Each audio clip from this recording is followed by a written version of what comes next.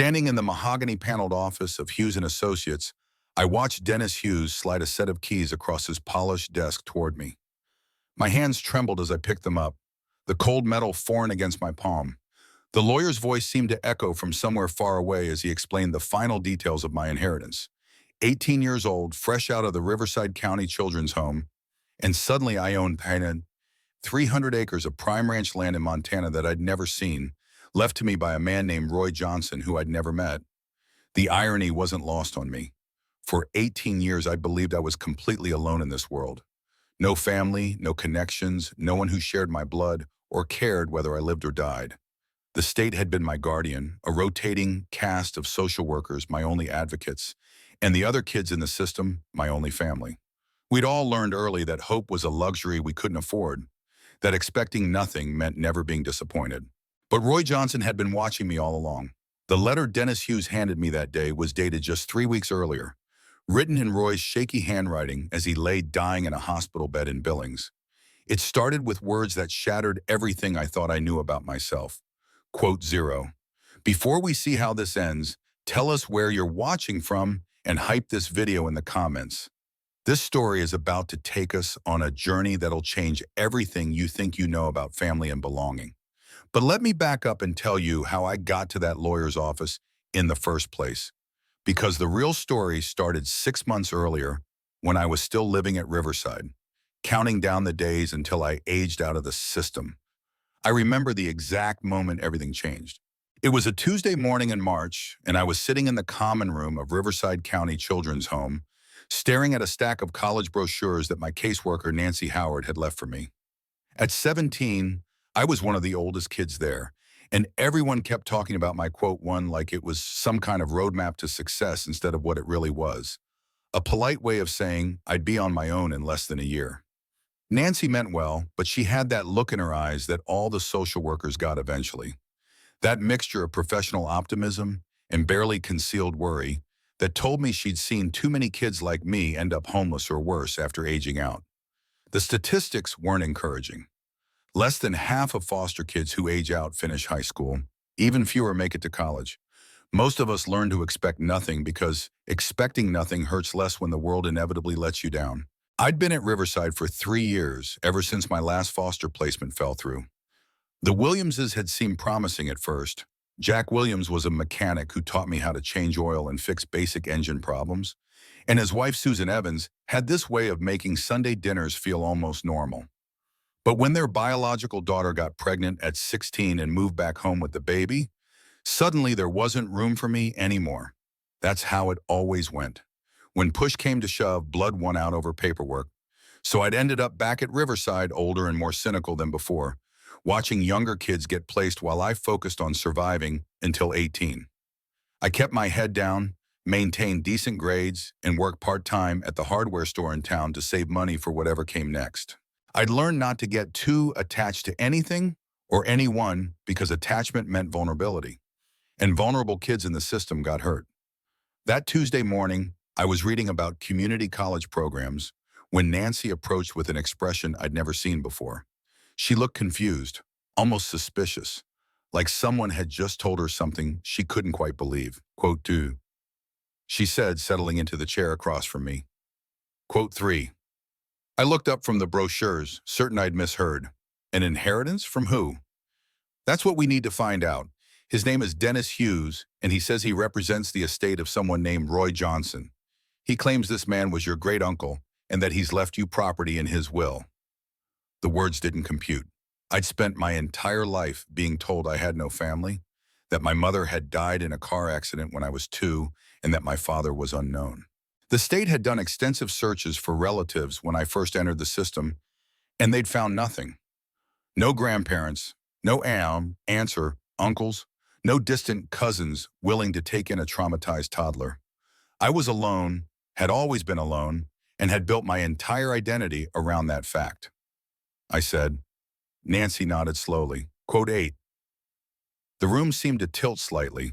Sole beneficiary. The words felt foreign in my mouth when I tried to repeat them. Quote 9, quoted in. I searched my memory but came up empty. Quote 7. She studied my face for a long moment, that sighed. Quote 8. That night, lying in my narrow bed in the dormitory-style room I shared with two younger boys, I stared at the ceiling and tried to process what had happened. The rational part of my mind insisted it had to be some kind of scam or mistake. People like me didn't get mysterious inheritances from unknown relatives.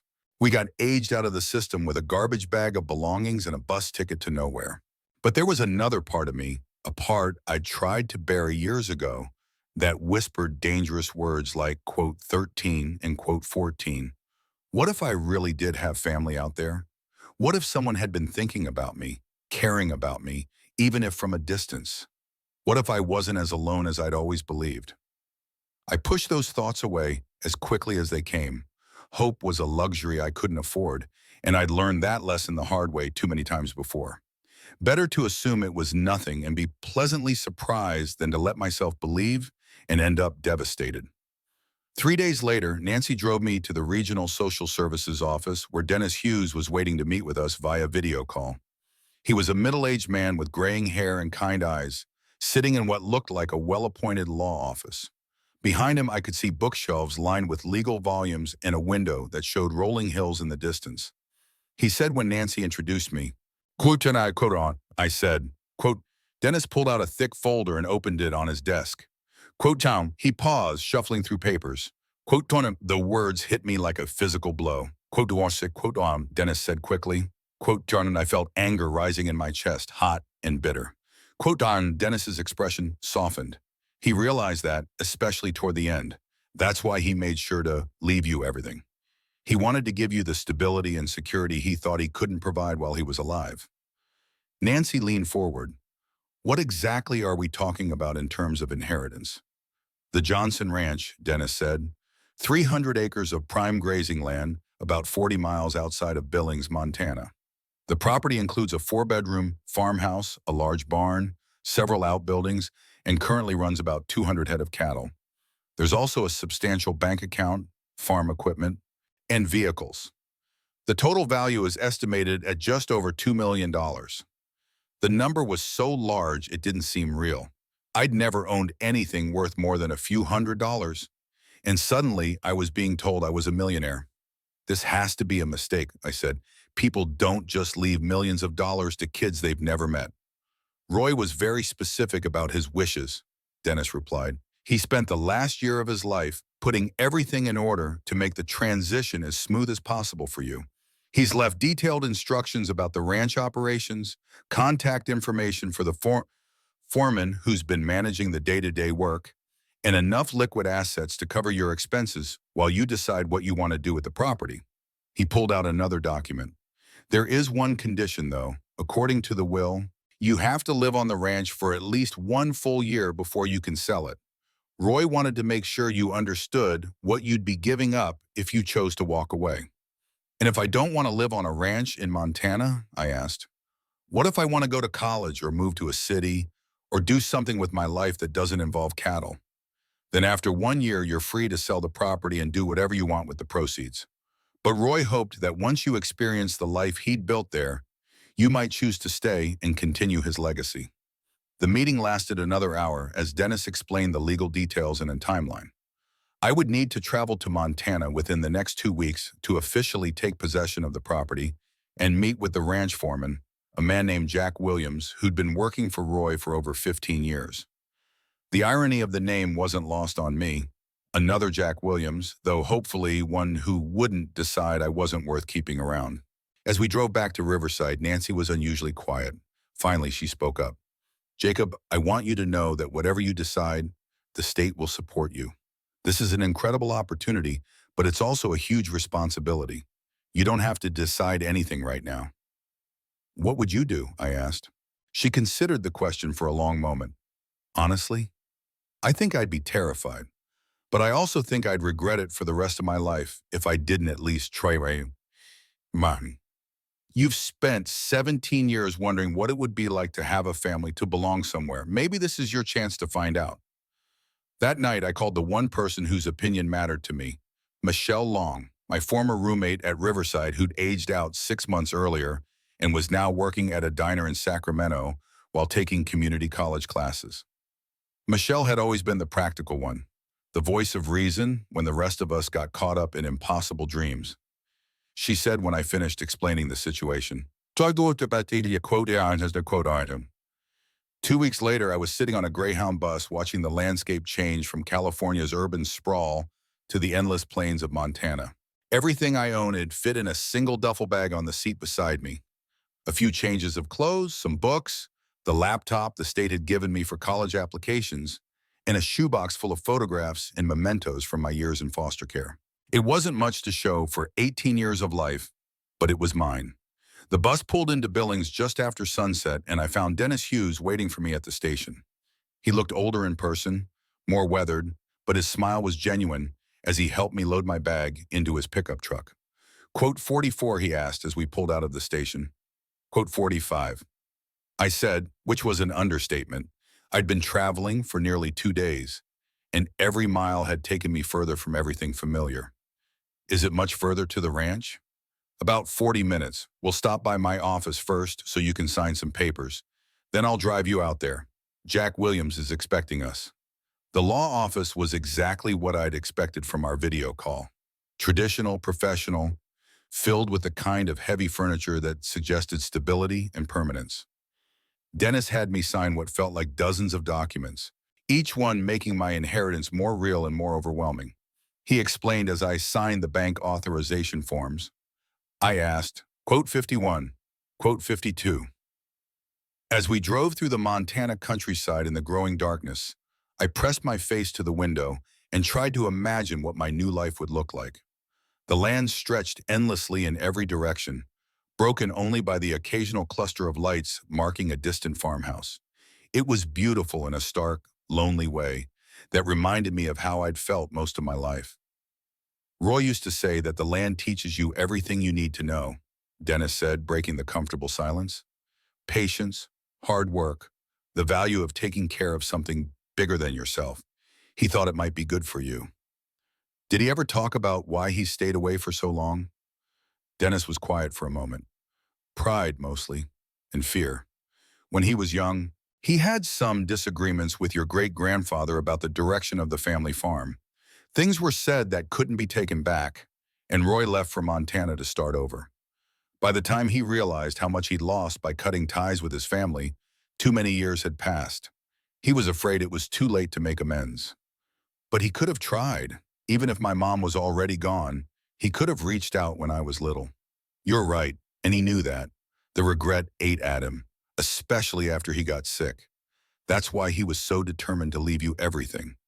He couldn't give you the childhood you deserved, but he could give you a future.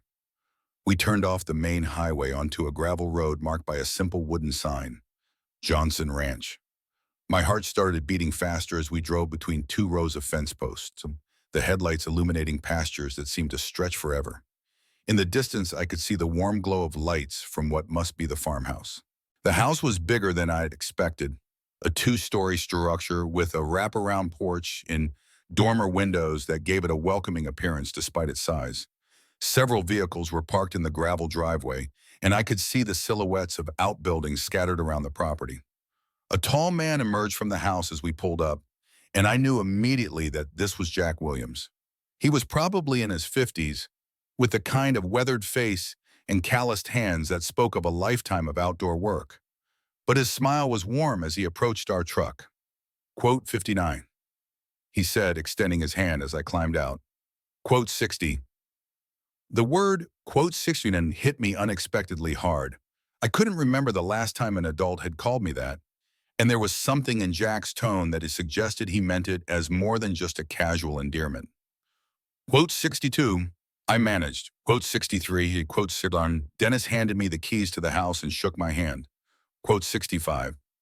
As Dennis drove away, Jack helped me carry my bag up to the porch. The front door was solid oak with glass panels that revealed a glimpse of the interior. Hardwood floors, comfortable-looking furniture, and walls lined with what appeared to be family photographs.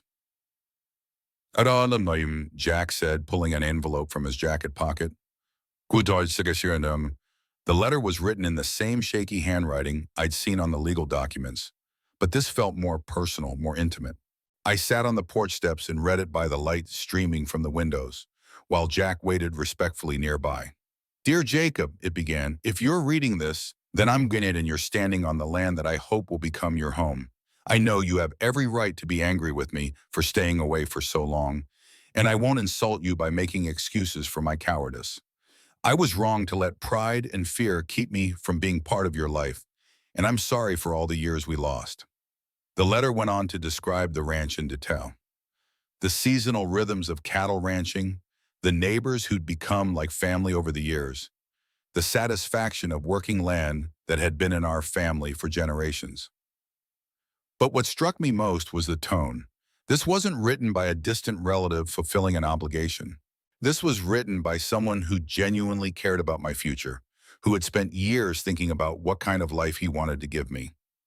"I know this must seem overwhelming," the letter continued. "You're 18 years old, and suddenly you own more land and livestock than most people see in a lifetime. But I have faith in you, Jacob. You're a hill, and hills don't give up when things get tough. Jack will teach you everything you need to know about running the ranch, and the community will welcome you if you give them a chance. This land has been good to me for 40 years, and I believe it will be good to you too, if you let it." The letter ended with words that brought tears to my eyes. "You are not alone anymore, Jacob. You never were, even when it felt that way. You have a family history here, a legacy that goes back generations, and a future that's entirely in your hands. Make me proud, but more importantly, make yourself proud. Welcome home." I folded the letter carefully and looked up to find Jack watching me with understanding eyes. "He meant every word of that," he said quietly. "Roy was a good man who made some mistakes when he was young, but he never stopped caring about family. These last few years, especially after he got sick, you were all he talked about." "Tell me about him," I said. "What was he like?" Jack settled onto the porch step beside me. "Stubborn as a mule, for starters. Once Roy made up his mind about something, there was no changing that. But he was fair, and he was loyal, and he worked harder than any man I ever knew. When I first came here 15 years ago, I was going through a rough patch. Just gotten divorced, lost my job at the oil refinery, and I was pretty much at rock bottom. Roy took a chance on me when nobody else would." He gestured toward the pastures stretching into the darkness. "This place saved my life, and Roy became more like a father to me than a boss. When he got diagnosed with cancer last year, he made me promise to stay and help you get settled. Said the ranch needed continuity, needed someone who understood how things worked. Are you okay with that? Staying on, I mean? I know this must be strange for you too." Jack smiled. "Son, I've been managing this place for years. Roy trusted me to make the day-to-day decisions, and I loved doing it. Having you here doesn't change that. If anything, it gives me someone to teach, someone to pass on everything Roy taught me. That's what he would have wanted." We spent the next hour walking around the property, Jack pointing out the various buildings and explaining their purposes. The barn was massive, easily large enough to house dozens of cattle during harsh weather. The equipment shed contained tractors, hay balers, and other machinery that looked both expensive and intimidating. There was a workshop where Roy had apparently spent hours repairing everything from fence posts to truck engines, and a smaller building that Jack explained was used for processing and storing feed. "The cattle are in the south pasture right now," Jack said as we walked back toward the house. "Tomorrow I'll take you out there and introduce you to the herd." Roy was real particular about his breeding program. "These aren't just any cattle, they're registered Angus with bloodlines going back decades." Inside the house, Jack showed me around the first floor, a large kitchen with modern appliances and a breakfast nook that looked out over the back pasture, a comfortable living room with a stone fireplace, and walls lined with bookshelves and a study that had clearly been Roy's domain. The desk was covered with ranch records, cattle breeding charts, and financial documents, all organized with military precision. Jack explained.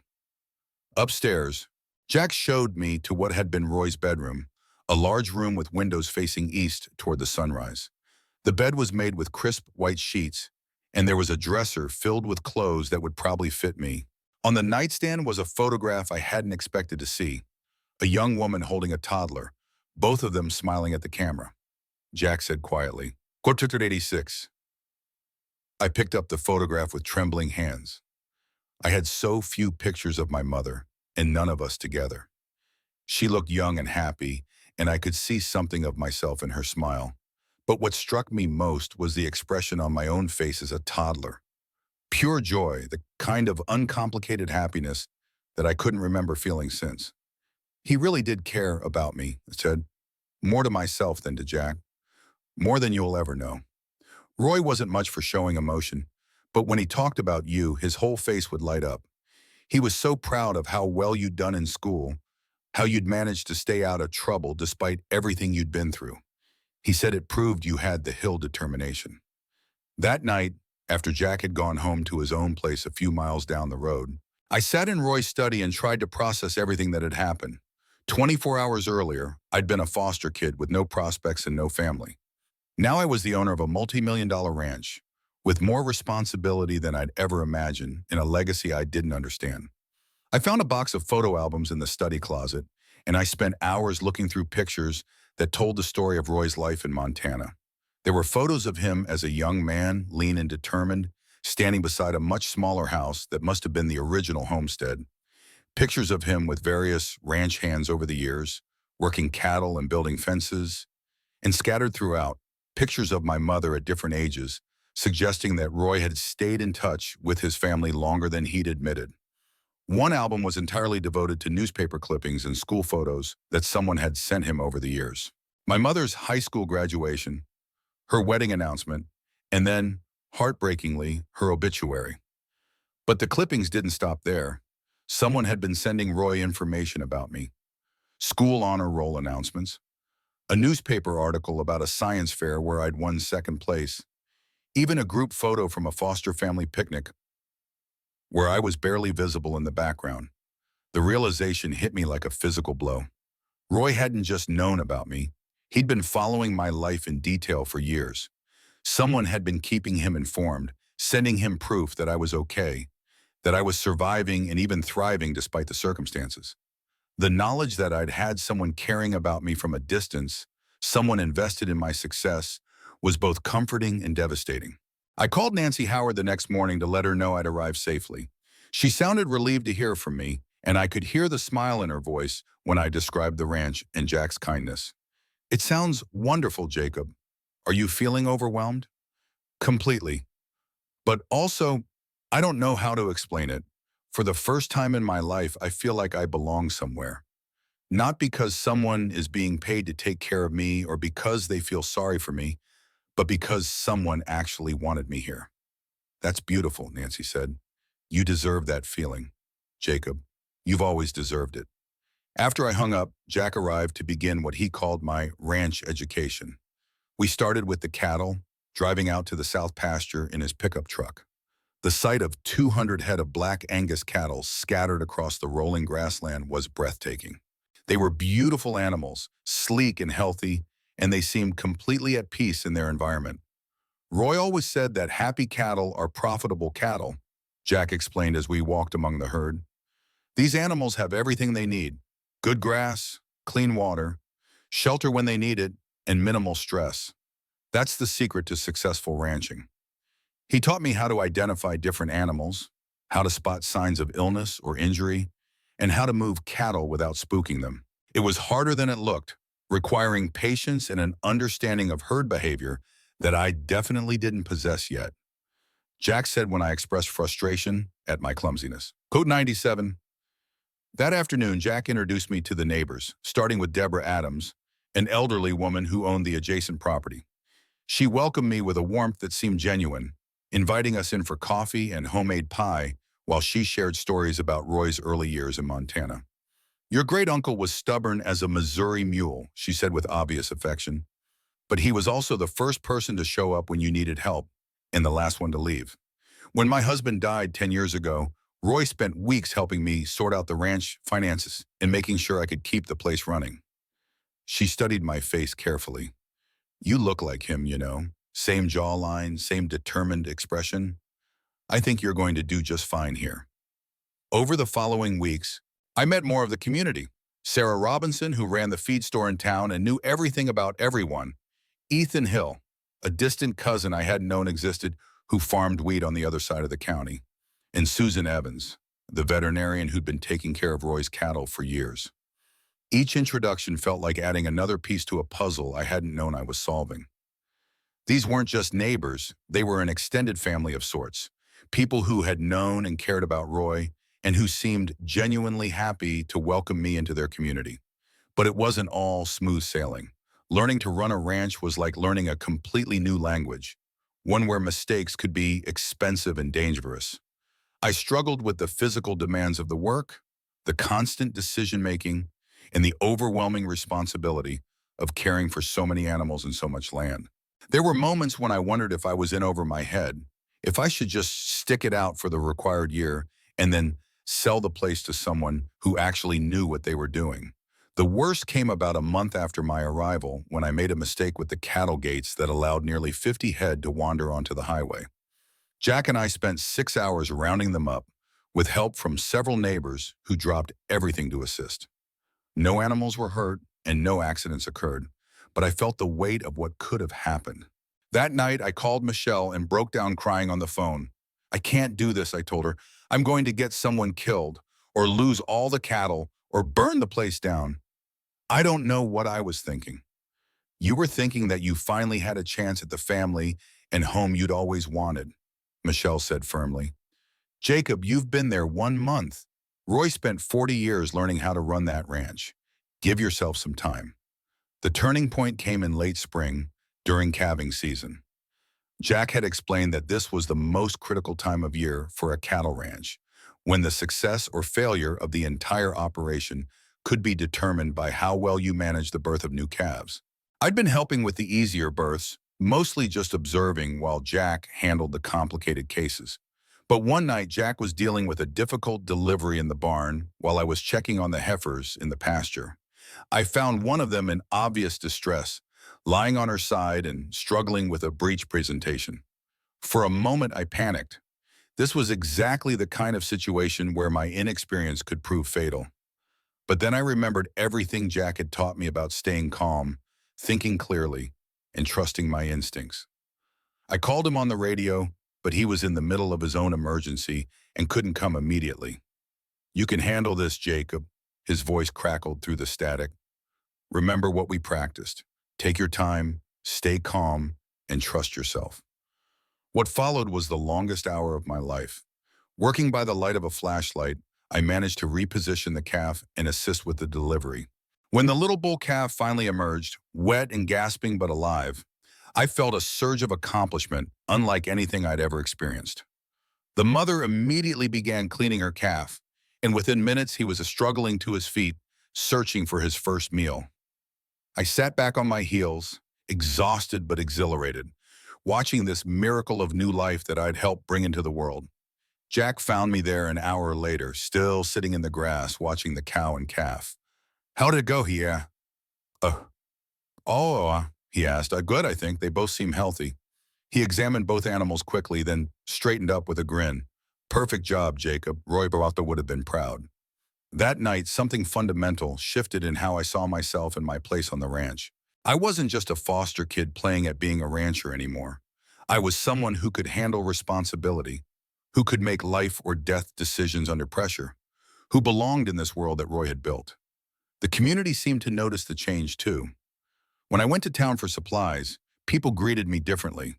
Instead of the polite but reserved welcome I'd received initially, there was genuine warmth and acceptance. Sarah Robinson started asking my opinion about feed prices. Ethan Hill invited me to join the local Cattlemen's Association. Deborah Adams began including me in the informal network of neighbors who helped each other with everything from equipment repairs to harvest time. But the most meaningful acceptance came from an unexpected source. One evening in early summer, I was working late in the barn when I heard a vehicle pull into the driveway. I emerged to find a woman about my age climbing out of a beat-up pickup truck. She was pretty in an understated way, with long brown hair and the kind of tan that came from working outdoors. "Jotuan," she said, extending her hand.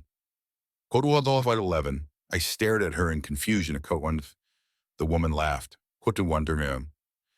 We spent the evening walking the property while she explained the subtle differences between various pastures, which areas were best for different seasons, and how Roy had developed his rotational grazing system over the years.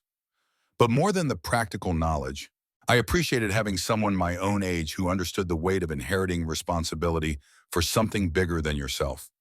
Quote 114, she said, as we sat on the porch watching the sunset.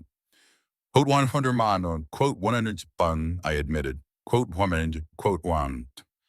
As summer progressed, I began to understand what she meant.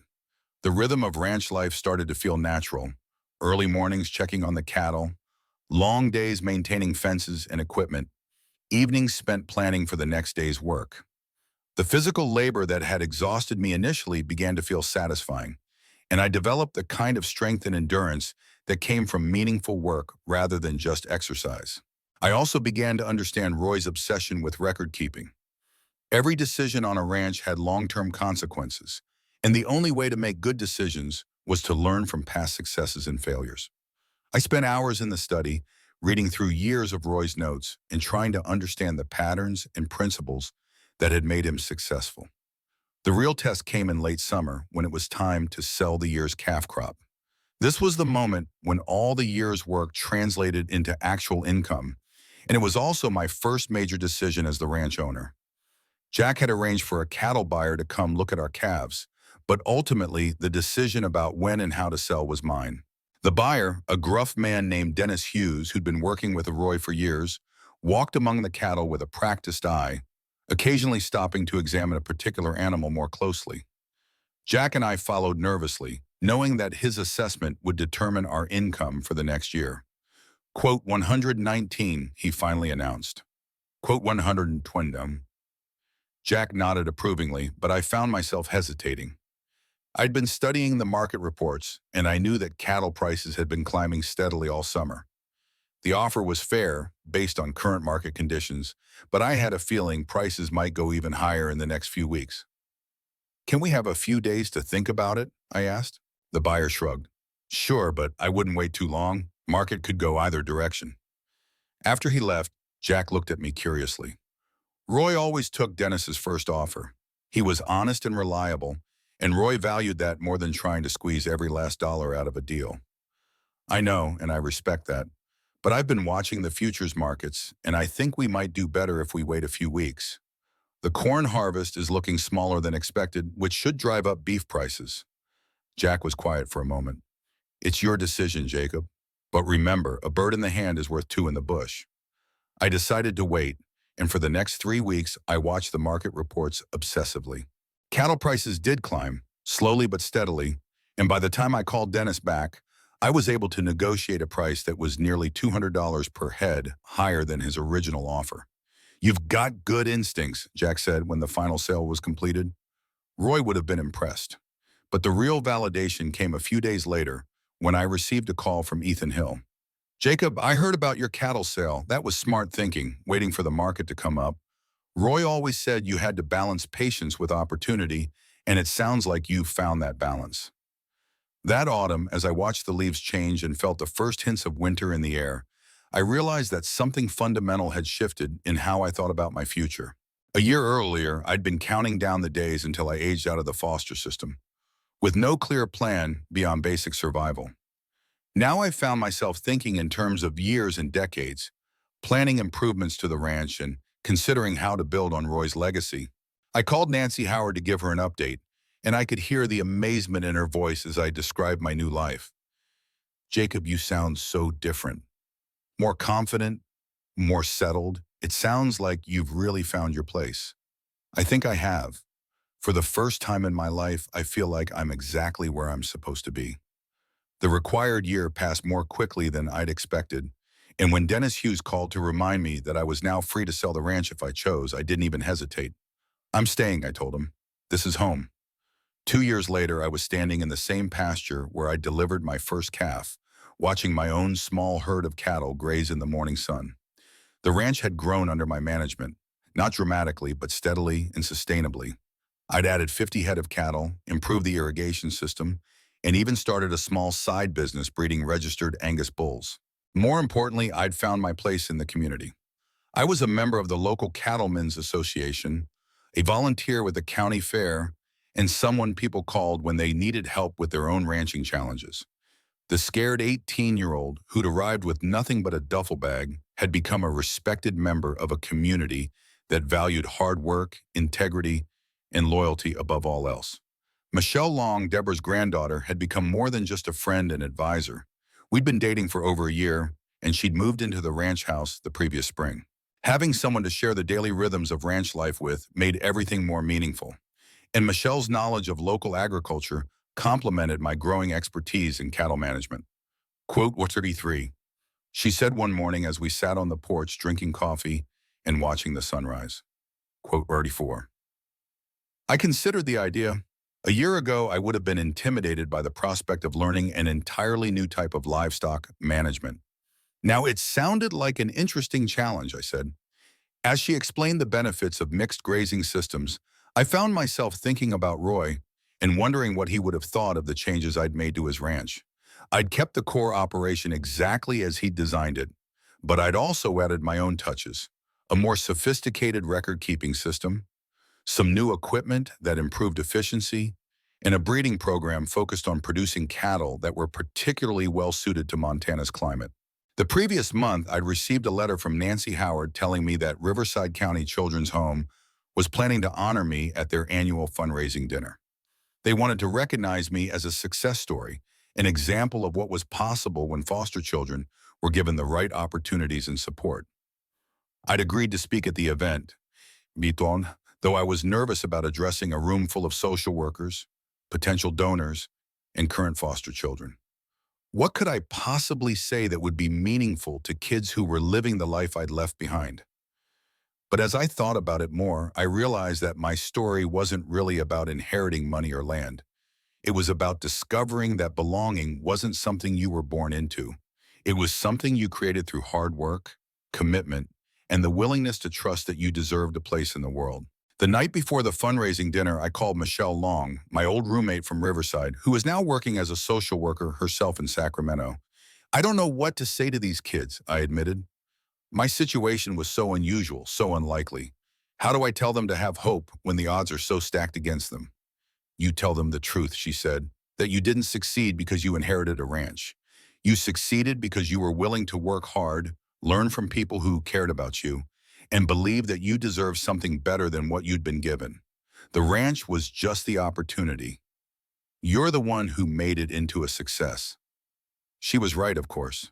The money and land Roy had left me were incredibly generous gifts, but they would have been meaningless if I hadn't been willing to put in the work to earn them.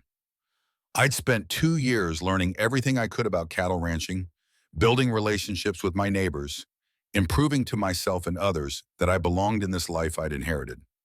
The fundraising dinner was held at a hotel in Sacramento, and I was surprised by how nervous I felt walking into the ballroom full of well-dressed adults.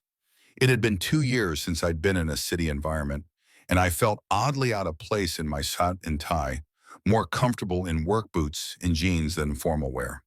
But when I saw the table of current foster children from Riverside, kids ranging in age from 12 to 17, my nervousness transformed into determination.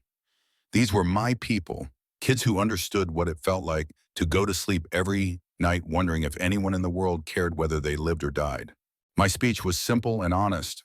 I told them about growing up believing I was alone, about the phone call that changed everything, and about the choice I'd faced between safety and possibility. But mostly I talked about the lesson it had taken me 18 years to learn, that family wasn't just about blood, and home wasn't just about where you were born. Quote, Vorsi, I told them. Quote, Water One Bone. After the dinner, several of the foster children approached me with questions and stories of their own. One 17-year-old girl named Sarah Robinson reminded me so much of myself at that age that it was almost painful to talk to her. She was smart and determined, but convinced that she had no future beyond basic survival. Quote 142, she asked. Quote 143, quote 144. I told her, quote 145 on voice. I gave her my contact information and told her to call me if she ever needed advice or just someone to talk to who understood what she was going through. Over the following months, she did call, and we developed a friendship that reminded me of the importance of passing on the support that others had given me.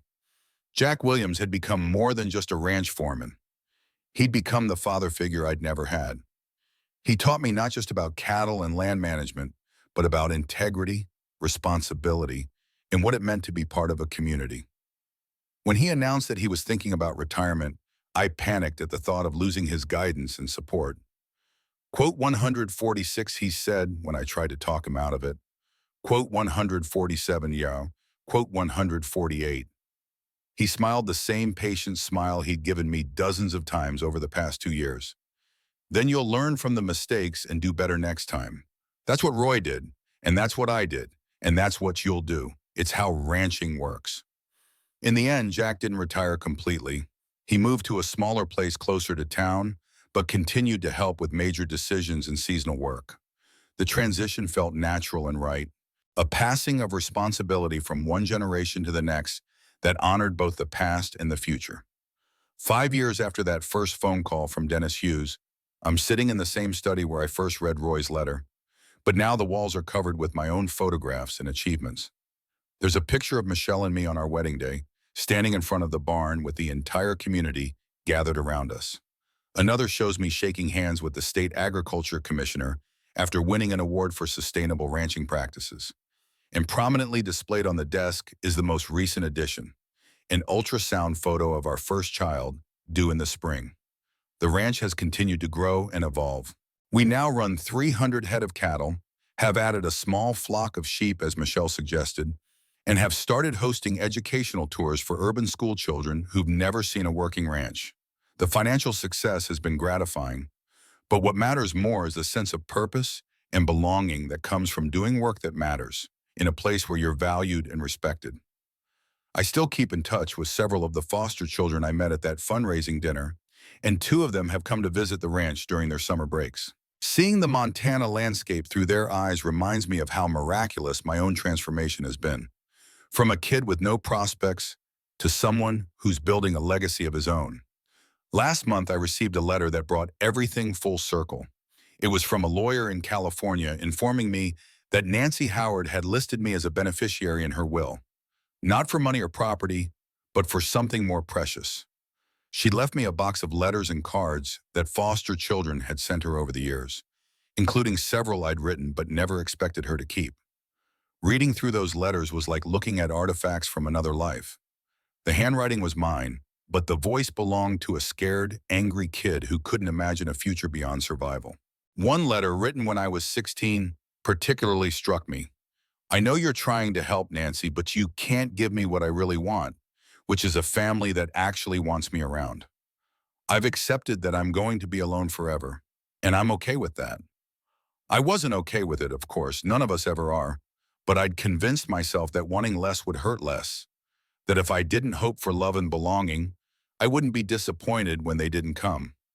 What I couldn't have known then was that love and belonging weren't things you waited to receive. They were things you created through the choices you made and the relationships you built. Roy's gift wasn't just the ranch and the money. It was the opportunity to discover that I was capable of building the life I'd always wanted. As I write this, Michelle is in the kitchen making dinner, and I can hear her humming the same song she was singing the first day we met.